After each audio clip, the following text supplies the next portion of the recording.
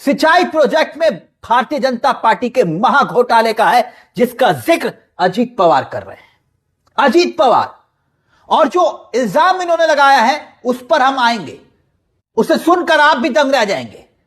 यानी बीएमसी चुनाव के नतीजे और दूसरी तरफ अजीत पवार का सीधा डायरेक्ट मोदी और अमित शाह को निशाने पर लेना और चौराहे पर इल्जाम लगाना, भ्रष्टाचार जैसे संगीन इल्जाम के। अब सवाल यह कि अजीत पवार ने भारतीय जनता पार्टी पर इस महाभ्रष्टाचार और घोटाले का इल्जाम अभी ही क्यों लगाया? बीएमसी चुनाव के नतीजे और ठीक उसी वक्त क्या चाचा और भतीजा यानी कि शरद पवार और अजीत पवार भारतीय जनता पार्टी के साथ कोई बड़ा खेल करने जा रहे हैं, या फिर खेल होने जा रहा था उसे रोकने की कोशिश? क्या बीजेपी के खिलाफ अजीत पवार ने एक ऐसा बिगुल बजा दिया है जिसकी धुन इस वक्त दिल्ली वालों को हिला रही है, दिल्ली के तख्तो ताज को हिला रही है? महाराष्ट्र की सरकार पर उसका असर पड़ना तय है। आप गौर कीजिए, जिस भ्रष्टाचार को अजीत पवार के ऊपर मोदी और अमित शाह और देवेंद्र फडणवीस ने थोपा था ना, कि कहा था ना ये भ्रष्टाचारी है, चक्की पीसिंग एंड पीसिंग, और वही अजीत पवार कह रहे हैं मेरे पास सिंचाई प्रोजेक्ट में बीजेपी के घोटाले की फाइल है, सबूत है मेरे पास। यही अजीत पवार कह रहे हैं। अभी तो इनका बयान मैं आपको सुनाऊंगा। और अब सवाल यह कि इल्जाम, आप ही से सवाल दोस्तों, कि अगर यही इल्जाम अगर इंडिया गठबंधन के किसी सहयोगी ने दूसरे सहयोगी पर लगाए होते, तो जैसे आरजेडी ने कांग्रेस पर या सपा ने कांग्रेस पर, तो क्या होता? देश की होनहार मीडिया इस बयान पर टूट पड़ती जो अजीत पवार ने जैसे दिया है ना, कोई इंडिया गठबंधन का सहयोगी अगर देता, टूट पड़ती। लेकिन यहां देश की होनहार मीडिया का कोई चैनल चू तक नहीं कर रहा। क्यों? क्योंकि इल्जाम भारतीय जनता पार्टी पर है। दोस्तों नमस्कार, नेक्सन न्यूज़ के खास बुलेटिन में आपका स्वागत है। दोस्तों आज के वीडियो में हम बात करेंगे महाराष्ट्र की राजनीति के बारे में। जब से महाराष्ट्र के उप मुख्यमंत्री अजीत पवार की एक प्लेन क्रैश एक्सीडेंट में दर्दनाक मौत हो गई, तब से वहाँ की राजनीति में उबाल आ चुका है। देश और पूरे खास तौर से महाराष्ट्र में इस बात की चिंता जताई जा रही है कि क्या एक बार फिर से एनसीपी का विघटन होने वाला है। 2-3 साल पहले शरद पवार की पार्टी, जो कि नेशनल कांग्रेस पार्टी के नाम से जानी जाती है, उसको उनके भतीजे अजीत पवार ने दो फाड़ में कन्वर्ट कर दिया। यानी कि एक धड़ा, पार्टी का एक धड़ा और कुछ नेता अजीत पवार के साथ चले गए और कुछ लोग शरद पवार के साथ में हैं। लेकिन इस हवाई हादसे के बाद से अब ऐसा लगने लगा है कि एनसीपी में फिर से अजीत पवार की पार्टी, जो कि नेशनल कांग्रेस पार्टी के रूप में जानी जाती है, चुनाव आयोग ने उन्हें रियल एनसीपी का दर्जा दिया है। क्या एक बार फिर से टूटने जा रही है?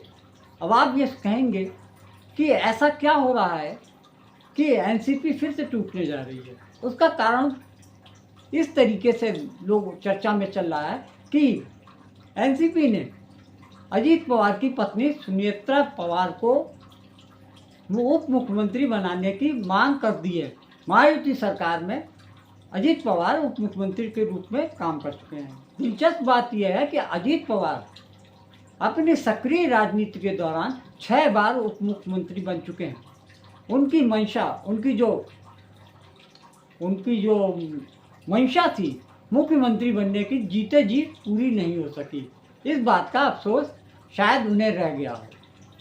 लेकिन अब पार्टी में कुछ चंद दिग्गज नेता भी हैं एनसीपी में, जो कि शुरुआत से अजीत पवार के साथ में लगे रहे, और उन्होंने अब जब अजीत पवार नहीं रह गए हैं तो अब इस बात की रार मची हुई है कि ये पार्टी का अध्यक्ष कौन बनेगा, उप मुख्यमंत्री के पद में कौन कौन आ गए हैं। तो इस तरीके से ये साफ झलक रहा है कि पार्टी पे कब्जा करने के लिए एक तरफ तो सुनेत्रा पवार को उप मुख्यमंत्री पद संभालने की बात हो रही है, वहीं दूसरी तरफ पार्टी का अध्यक्ष कौन बनेगा, इस बात को लेकर कुछ दिग्गज नेताओं के नाम सामने आ गए हैं। सबसे बड़ा नाम तो प्रफुल्ल पटेल का माना जा सकता है, जो कि काफ़ी वरिष्ठ नेता हैं और केंद्र में मंत्री रह चुके हैं। वहीं दूसरी तरफ छगन भुजबल का भी नाम आ रहा है। छगन भुजबल पहले शिवसेना में थे, कई बार कई जगह की पार्टी बदलने के बाद वो एनसीपी अजीत पवार के साथ में दिख रहे हैं। अब ये हालात दिख रहे हैं कि जब शरद पवार की एनसीपी टूट सकती है, वो भी बीजेपी के प्रयासों द्वारा, तो क्या अजीत पवार की पार्टी को तोड़ने में बीजेपी को देर लगेगी? सभी विशेषज्ञ मानते हैं कि भारतीय जनता पार्टी इस बात में, इस कला में पारंगत है। जैसे कि न केवल महाराष्ट्र में उन्होंने 2 पार्टियां तोड़ी, शिवसेना और एनसीपी, बिहार में भी पार्टी तोड़ी है। जैसे कि लोजपा, लोक जनशक्ति पार्टी, रामविलास पासवान की पार्टी को उन्होंने जिस चतुराई से 2 फाड़ कराए, उसकी लोग आज तक याद रखते हैं।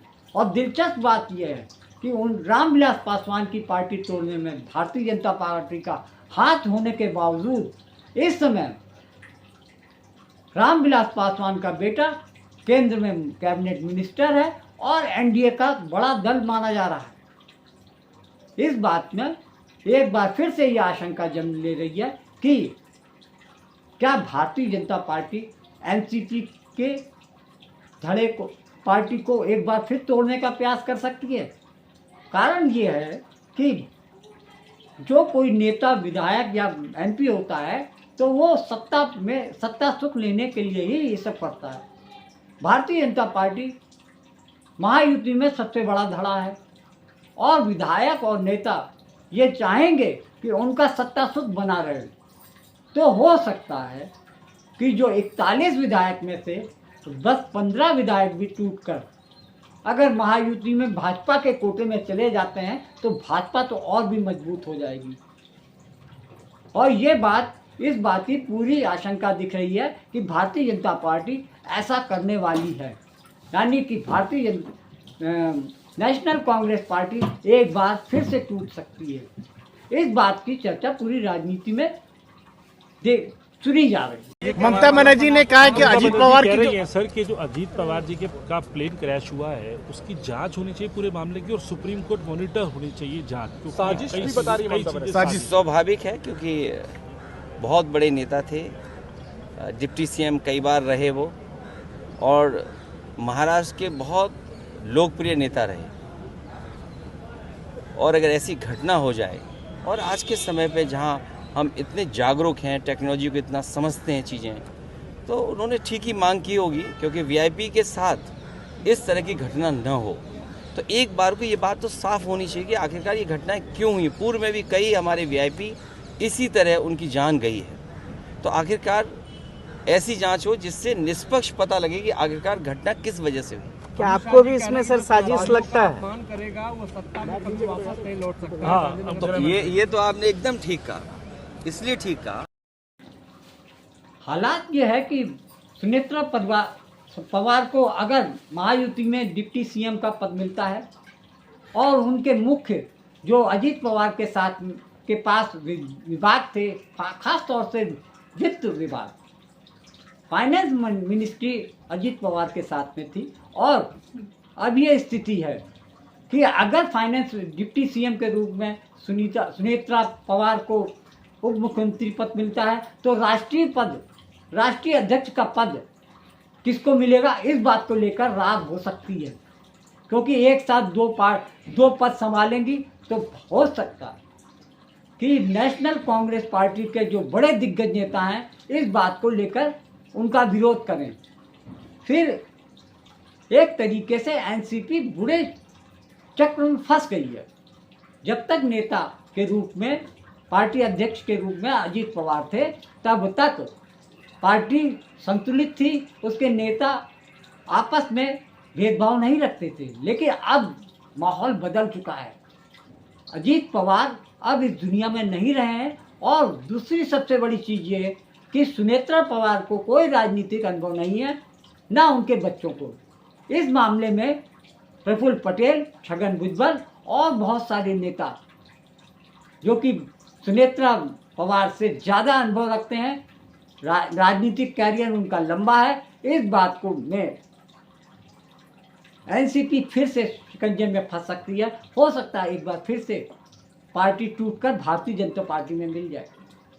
दूसरी तरफ ये माना जा रहा है कि शरद पवार जो कि एनसीपी के जनक थे, ये भी आशंकाएं चल रही हैं कि जो कि पार्टी के अन्य नेता शरद पवार से मिलने जुलने के में जुटे हैं और यह उम्मीद जताई जा रही है जो पार्टी टूटी थी एक बार फिर से वो पार्टी शरद पवार के नेतृत्व में आ जाए। राजनीति आशंकाओं का खेल है, इस बात से इनकार नहीं किया जा सकता। ये समझ लीजिए कि लौट के बुद्धू घर को आने वाली स्थिति हो सकती है। साफ है शरद पवार पूरा कोशिश करेंगे कि सुनेत्रा पवार को की पार्टी को वो अपने साथ मर्ज कर लें और भारतीय जनता पार्टी का विरोध करें या एनडीए में वापस आ जाएं, क्योंकि ये पहली बार मौका नहीं आया है कि शरद पवार एनडीए में शामिल नहीं रहे हों।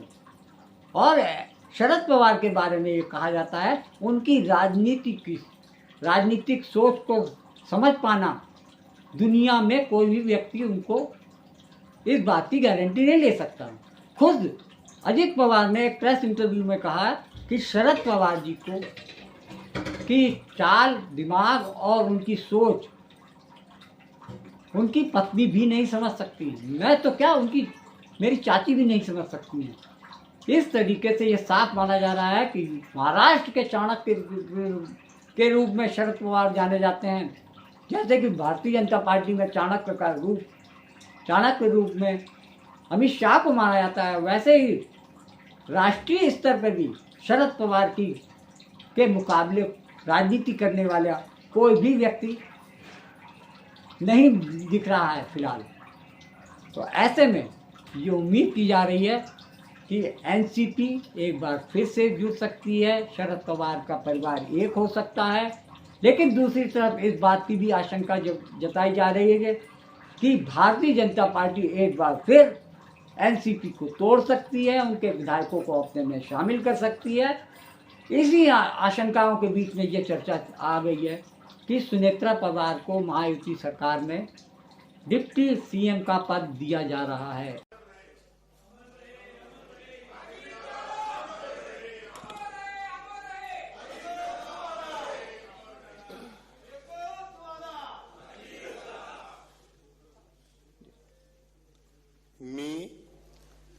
मी सुनेत्रा अजित पवार गांभीर्यपूर्वक प्रतिज्ञा करते की कायद्याद्वारे स्थापित झाले आहे अशा भारताच्या संविधानाबद्दल मी खरी श्रद्धा व निष्ठा बाळगीन। मी भारताची सार्वभौमता व एकात्मता उन्नत राखीन। मी महाराष्ट्र राज्याची उपमुख्यमंत्री म्हणून माझी कामे निष्ठापूर्वक व ससद्विवेक बुद्धीने पार पाडेन आणि संविधान व कायदा यानुसार सर्व तऱ्हेच्या लोकांना मी गांभीर्यपणे व निपक्षपातीपणे तसेच कोणाच्याही विषयी ममत्वभाव किंवा आकस न बाळगता न्याय वागणूक देईन। हमारा प्रयास ये है, दोनों पार्टियों की बात आज की डेट में दादा के साथ वो बात चली गई, इसकी चर्चा भी हो सकती है। वो कुछ दिन उसके लिए देने पड़ेंगे, हमारे पार्टी के लीडर उसके बारे में सोचेंगे, एनडीए के साथ में उसके बारे में चर्चा होंगी और उसके बाद में वो अभी निर्णय हो सकता है, क्योंकि जो बात करने वाला था वो आज